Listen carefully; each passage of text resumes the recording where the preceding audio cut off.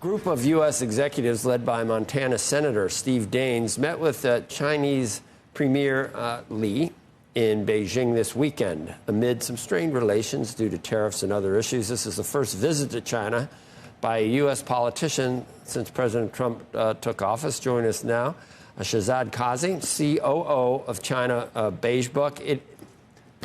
You can never tell what's going on behind the scenes, but for the photo ops, it looked positive. Yes? I think it was positive, but sort of meaningless. Okay. Nothing much came out of the conversation at all. It was built up as potentially laying the groundwork for a big Xi-Trump summit, and I just don't think that's happening anytime soon. It seems the probability is definitely faded of something like that taking place. Really?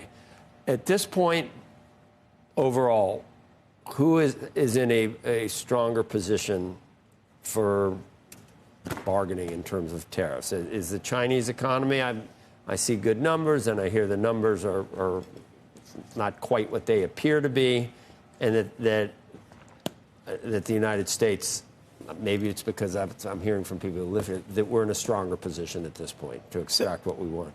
I think that, Xi and others are certainly questioning how serious the administration ultimately is on levying large amounts of tariffs and then sticking with them. So how quickly can we get them in a deal? But as far as levying tariffs is concerned, the Chinese economy is certainly in a place right now where they can absorb the blow. And all the excitement around DeepSeek and so forth and the flow of money into Chinese equities recently, I think, provides this confidence boost.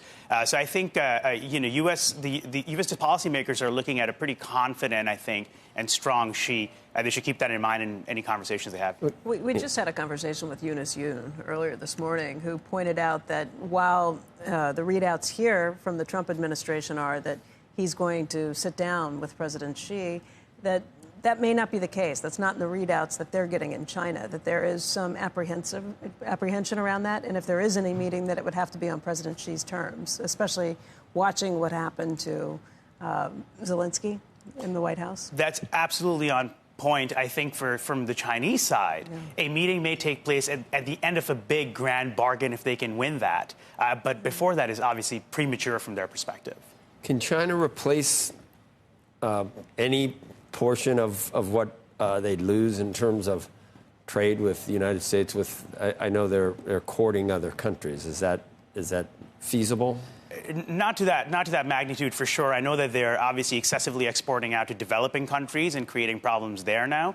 But no, the U.S. cannot be replaced as a buyer, and which is why I think they will continue to subsidize their exporters and continue to help them as part of sort of trying to absorb the blow from another round of tariffs. So then you can't go one for the inflation that Chinese tariffs would cause in the United States. The inflation conversation is far more complicated than the simplistic idea that tariffs go on, inflation goes up, for sure.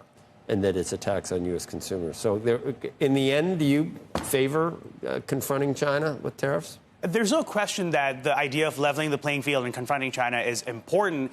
Tariffs are just one tool and one lever. This needs to be a broader strategy, including what we do in terms of investment at home and to make supply chains secure. But tariffs are certainly an important part of that. Yeah, and then there's security and IT theft or IP theft and Taiwan and spy balloons going across our airspace. I mean, and submarines off our coasts. Yep. It's frightening. Yep. And fentanyl. And fentanyl. Yeah. So there's a series of complicated issues that have to be dealt with. Trade, at the end of the day, is just one component of the larger issue. Exactly. All right, Shahzad, thank you.